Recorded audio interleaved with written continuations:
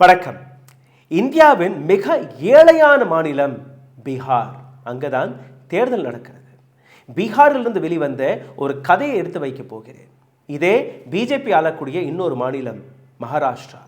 அங்கேயும் ஒரு திருட்டுத்தனம் நடந்திருக்கிறது.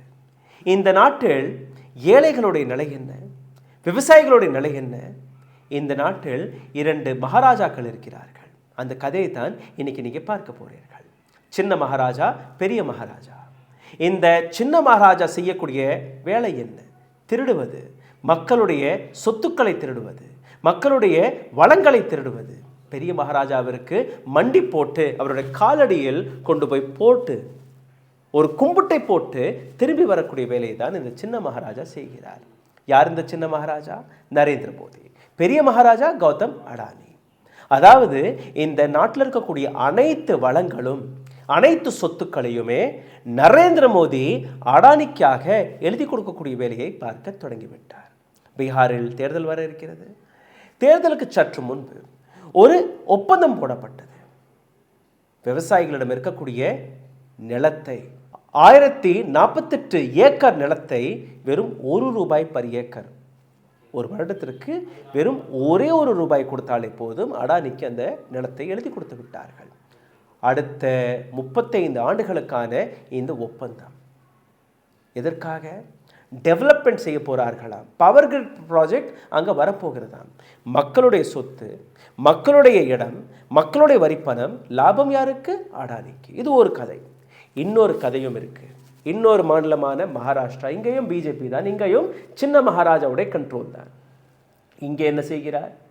இதே சின்ன மகாராஜா இன்னொரு நண்பருக்கு, இன்னொரு திருடருக்கு நிலங்களை எழுதி கொடுக்கக்கூடிய வேலையை பார்த்து வருகிறார். இந்த 2 கதையுமே நீங்கள் மிகவும் ஆழமாக பார்க்க வேண்டும், புரிந்து கொள்ள வேண்டும். அமெரிக்காவின் டெமோக்ரஸியை நிலைநிறுத்திய ஒரு நபர். இவருடைய பெயர் ஜெஃப்ரின் கோட். இவருடைய ஒரு சேயிங் இருக்கு, ஒரு வார்த்தை இருக்கு. அதை இந்த கதையுடன் ஒப்பிட்டு பார்த்தீர்கள் உங்களுக்கு புரிய வரும். எந்த நிலையில் நாம் இன்னைக்கு இருக்கிறோம், எந்த நிலைக்கு நாம் மாற வேண்டும். மக்கள் அரசாங்கத்திடம் பயப்படும் போது சர்வாதிகாரம் தலை தூக்கும். அரசாங்கம் மக்களிடம் பயப்படும் போதுதான் சுதந்திரம் பிறக்கும். அந்த சுதந்திரத்தை நாம் இழந்து விட்டோமா என்கிற அந்த கேள்வியுடன் இந்த பதிவில் உங்களை நான் கூட்டிச் செல்கிறேன். 2 கதைகள், 2மே அரசாங்கத்திற்கு பிடிக்காத கதைகள். அதனால் இந்த வீடியோவை நிச்சயமாக முடக்குவார்கள். இந்த வீடியோவை மட்டுமல்ல, எங்களுடைய சேனலையும் முடக்குவார்கள். இதிலிருந்து மீட்டெடுப்பதற்காக உங்களோட உதவி தேவை. என்ன? இந்த வீடியோவை பார்த்து கொண்டிருக்கும் போதே லைக், ஷேர், சப்ஸ்கிரைப் பட்டனை தட்ட மறக்காதீர்கள். இந்த வீடியோவை பார்த்து கொண்டிருக்கும் போதே ஹாய், ஹலோ, வணக்கம் அல்ல இந்த சப்ஜெக்டை பற்றின உங்களுடைய கேள்விகள், கருத்துக்கள் கீழே கமெண்ட் பாக்ஸில் எழுதிவிடுங்கள். அருகே இருக்கக்கூடிய UPI ID வழியாக உங்களுடைய ஆதரவுகளையும் தெரிவிக்கலாம். பிஜேபியை சார்ந்த நபர், பிஜேபியின் ஒரு மூத்த தலைவர் எடுத்து வைத்த ஒரு மிகப்பெரிய அலிகேஷன். 62,000 கோடி ரூபாயை திருடி சின்ன மகாராஜா பெரிய மகாராஜாவிற்கு கொடுத்திருக்கிறாராம். 62,000 crore. Just imagine. இந்த நாட்டில் ஏழையான மாநிலமான பீகார் அடுத்த 25 வருடங்களுக்கு குஜராத் கம்பெனி, அடானி கம்பெனிக்கு 25,000 கோடி ரூபாய் வருடந்தோறும் கப்பம் கட்ட வேண்டுமாம். இதைத்தான் இவர்கள் எழுதி கொடுத்திருக்கிறார்கள். என்ன நடந்தது அதை நீங்க பாருங்கள். 1042 ஏக்கர் நிலம், ஒரு ஏக்கர் நிலத்திற்கு வாடகை ₹1. அடுத்த 35 வருடத்திற்கு டெவலப்மெண்ட் என்கிற பெயரில், பவர் கிரிட் என்கிற பெயரில் அடானிக்கு கொடுத்து விட்டீர்கள். அடானி என்ன செய்தார்? மக்களுக்கு இலவசமாக மின்சாரத்தை கொடுத்தாரா, அல்ல குறைஞ்ச விலைக்கு மின்சாரத்தை கொடுத்தாரா? மின்சாரம் தயாரிப்பதற்காக ஆகக்கூடிய செலவு வெறும் ₹3.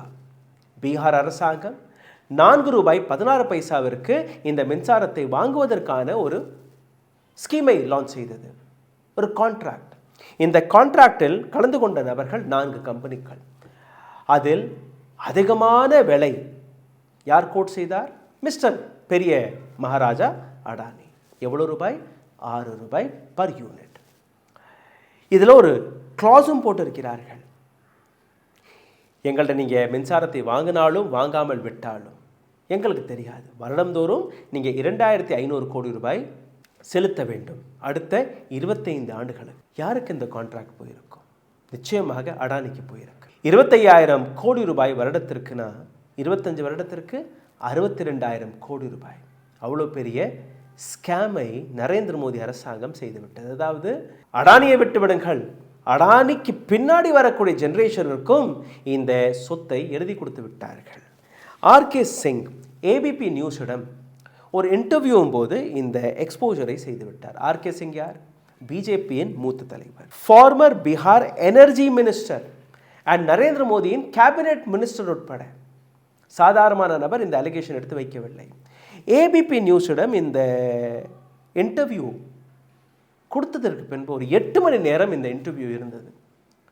ஏபிபி நியூஸ் மீது ஒரு ப்ரெஷர்.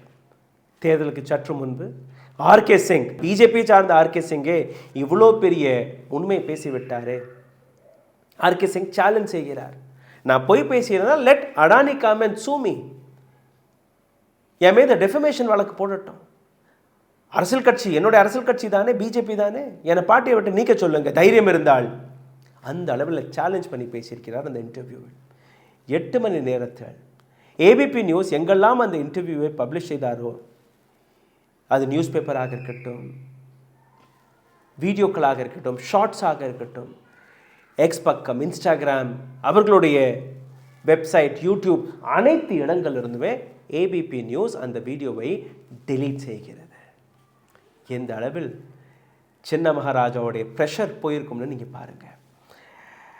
ஆர்கே சிங் அதற்கு பின்பு ஏராளமான பத்திரிகைகளுக்கு அதே விஷயத்தை இன்டர்வியூவாக கொடுத்திருக்கிறார். இப்போது இந்த விஷயத்தை மறைக்க முடியவில்லை. அந்த டீலருக்கான காகிதத்தை கூட சோஷியல் மீடியாவில் லீக் செய்து விட்டார்கள். 1020 ஏக்கர் நிலம் அடுத்த 35 வருடத்திற்கு லீஸில் கொடுத்திருக்கிறார்கள். பீகார் இண்டஸ்ட்ரியல் பாலிசி 2016 படி நீங்கள் பார்த்தீர்கள்னா 2400 மெகாவாட் பவர் பிளான்ட், அதற்கான ஒப்பந்தம் தான் இது.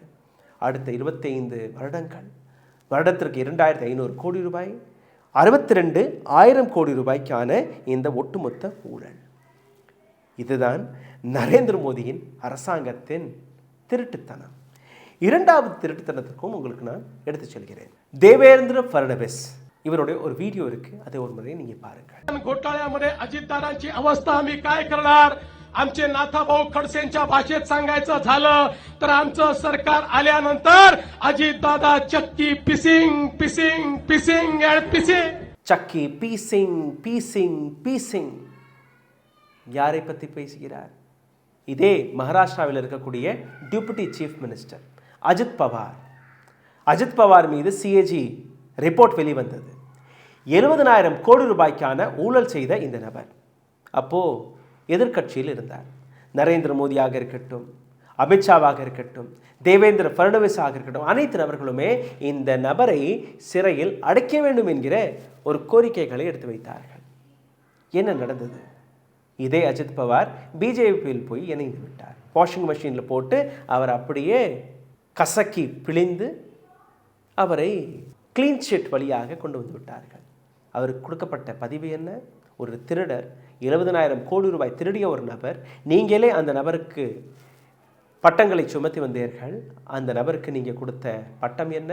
Deputy chief minister of Maharashtra. இந்த நபரை பற்றி நீங்கள் பார்த்தீர்கள்னா, இந்த நபருடைய மகன் 300 கோடி ரூபாய்க்காக ஒரு இடத்தை வாங்கியிருக்கிறார். எந்த இடத்துல? முடுவா லேண்ட் ஸ்கேம். மகாராஷ்டிராவில் இந்த ஸ்கேம் நடந்திருக்கு. 300 கோடி ரூபாய்க்கு எந்த நிலத்தை இந்த நபர் வாங்கியிருக்கிறானோ அந்த நிலத்திற்கான உண்மையான தொகை விலை 1800 கோடி ரூபாய். 1800 கோடி ரூபாய்க்கான இந்த நிலம் பூனேக்கு அருகே இருக்கிறது. முதுவா ஏரியா என்கிற இந்த இடத்தை கூறுவார்கள். டெபுட்டி சீஃப் மினிஸ்டர் அஜித் பவாருடைய மகன் பார்த் பவார் இந்த டீலை செய்திருக்கிறார். இந்த டீல் எதற்காக சர்ச்சையில் வந்திருக்கிறது அதை நீங்கள் பார்க்க வேண்டும். 40 ஏக்கர் பரப்பளவில் இருக்கக்கூடிய இந்த இடம் அமீடியா என்டர்பிரைசஸ் எல்எல்பி அவர்களுக்கு பேசி முடித்திருக்கிறார்கள்.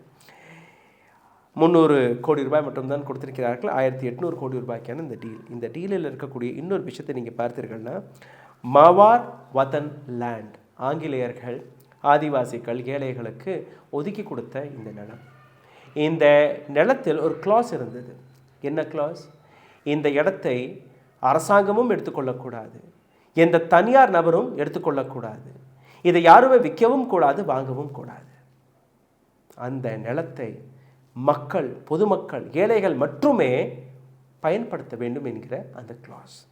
மாவார் வதன் லேண்ட் பிரிட்டிஷ் எராவில் மகாராஷ்டிராவில் கொடுக்கப்பட்டது மகார் கம்யூனிட்டி, ஒரு ட்ரைபல் கம்யூனிட்டிக்காக. அவர்கள் கையில் இருந்த இந்த நிலத்தை யாருக்குமே தெரியாமல் இடமாற்றி விட்டார்கள். இந்த ஒட்டுமொத்த விஷயம் வெளிவந்ததற்கு பின்பு மிஸ்டர் அஜித் பவார் கொடுத்த பதில் அடுத்த வேடிக்கை. எனக்கு இந்த டீல் நடந்ததே தெரியாது. உங்களுடைய மகன் 300 கோடி ரூபாய்க்காக ஒரு நிலத்தை வாங்குகிறான். அந்த நபருக்காக ஒட்டுமொத்த ப்ராசஸை மாற்றி விடுகிறார்கள், சட்டத்தை மாற்றுகிறார்கள், ஒரு பேப்பரை மாற்றுகிறார்கள். பொதுமக்கள் கையில் இருக்கக்கூடிய, ஏழைகள் கையில் இருக்கக்கூடிய சொத்தை எழுதி கொடுக்கிறார்கள். உங்களுக்கு எதுவுமே தெரியாதா? தேவேந்திர ஃபட்னவிஸ் இந்த விஷயம் வெளியே வந்த உடனேயே அந்த ரெஜிஸ்ட்ராரை, யார் அந்த கிளர்க்கை வேலையை விட்டு தூக்கி இருக்கிறார்கள். ஒரு கமிட்டி ஃபார்ம் செய்திருக்கிறோம். இந்த கமிட்டியில் எந்த ரிப்போர்ட் வருதோ, யார் குற்றவாளியாக இருக்கிறார்களோ அவர்களுக்கு தக்க தண்டனையை வழங்கி கொடுப்போம். தேவேந்திர ஃபட்னவிஸ் ஒரு கிளர்க்கை நீக்கிவிட்டு யாரை காப்பாற்றுகிறார்? அஜித் பவாருடைய மகன். அஜித் பவார், தேவேந்திர ஃபட்னவிஸ் உட்பட அனைத்து நபர்களுமே இந்த ஸ்கேமில் கையும் களவுமாக பிடிபட்டு போனார்கள். இந்த 2 விஷயத்தையும் நீங்கள் பாருங்கள். ஒரு பக்கம் அடானி, இன்னொரு பக்கம் அரசியல்வாதிகள்.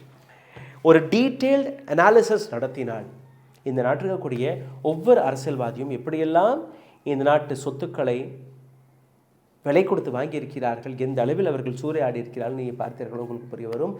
லட்சக்கணக்கான ரூபாய்க்கு இந்த நிலங்களை சூறையாடக்கூடிய வேலையை இவர்கள் பார்த்திருக்கிறார்கள்.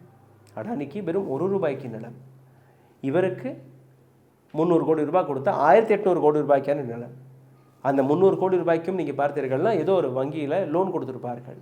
அந்த லோனையுமே அவர்கள் கட்ட மாட்டார்கள். கட்டினால் கூட என்ன, பணம் தான் இருக்கு. இதில் ஒரு மூதாட்டி அவர் கொடுத்த பதிலை நான் படிக்கிறேன், கேளுங்கள். हमारे बाप दादाओं ने इस ज़मीन पर काम किया था, अब कहते हैं कि किसी कंपनी की हो गई है. என்னுடைய பாட்டன் முப்பாட்டன் இந்த மண்ணில் விவசாயம் செய்தார்கள், வேலை பார்த்தார்கள். இன்னைக்கு திடீர் என்று எங்கள்கிட்ட இந்த நிலம் உங்களுக்கு சொந்தமல்ல, ஏதோ ஒரு கம்பெனிக்கு சொந்தம் என்று கூறுகிறார்கள். விவசாயிகளுடைய நிலத்தை எப்படியெல்லாம் இவர்கள் சூறையாடி இருக்காங்க நீங்கள் பார்த்தீர்கள்னா, திடீர்னு ஒரு ஹைவேவை கொண்டு வருவார்கள். அந்த ஹைவேக்கு அக்கம் பக்கத்தில் இருக்கக்கூடிய நிலம், விவசாய நிலம், ஒரு சில நாட்களில் அப்பார்ட்மெண்ட்டாக மாறிவிடும். அந்த விவசாயிகளிடமிருந்து நீங்கள் வாங்கக்கூடிய நிலத்தின் விலை என்ன? 1 ரூபாய், 2 ரூபாய். விற்பது 1000 கோடி ரூபாய், 10,000 கோடி ரூபாய், 62,000 கோடி ரூபாய். பீகாரில் அந்த ஏழைகள்கிட்ட 2500 கோடி ரூபாயை வருடந்தோறும் கப்பமாக வாங்கக்கூடிய அடானி பீகாருக்கு என்ன செய்தார்? பீகார் மக்களுக்கு என்ன செய்தார்? அஜித் பவாருடைய மகன் பார்த் என்ன செய்தார்? எதற்காக அந்த நபருக்கு மக்கள் கையில் இருக்கக்கூடிய சொத்துக்களை நீங்கள் பறித்து கொடுக்கிறீர்கள்? எப்படி கொடுக்க முடியும்? இது போன்ற கேள்விகள் கேட்டால் நீங்கள் தேச துரோகி, கேட்டால் ஒரு கமிட்டியை ஃபார்ம் செய்து விட்டு ஆய்வு நடத்துகிறோம். அதனால் அதற்குள்ளேயே அனைத்துமே வித்து சாம்பலாக்கி விடுகிறீர்கள். சின்ன மகாராஜா பெரிய மகாராஜாவின் கதை உங்களுக்கு பிடித்திருந்தால் இதை பகிருங்கள். இந்த வீடியோவை ஏராளமான நபர்களிடம் கொண்டு போய் சேருங்கள். லைக், ஷேர், சப்ஸ்கிரைப் வழியாக உங்களுடைய கருத்துக்கள் நிச்சயமாக கீழே வந்தால் இந்த வீடியோவை யாராலுமே முடக்க முடியாது. நன்றி, வணக்கம். ஊடகம் கார்ப்பரேட் அரசியல்வாதிகளின் கைப்பாவையாக, அடிமைகளாக இருந்தது போதும். இனி சாட்டை எடுத்து சுழற்றும் நேரம் வந்துவிட்டது.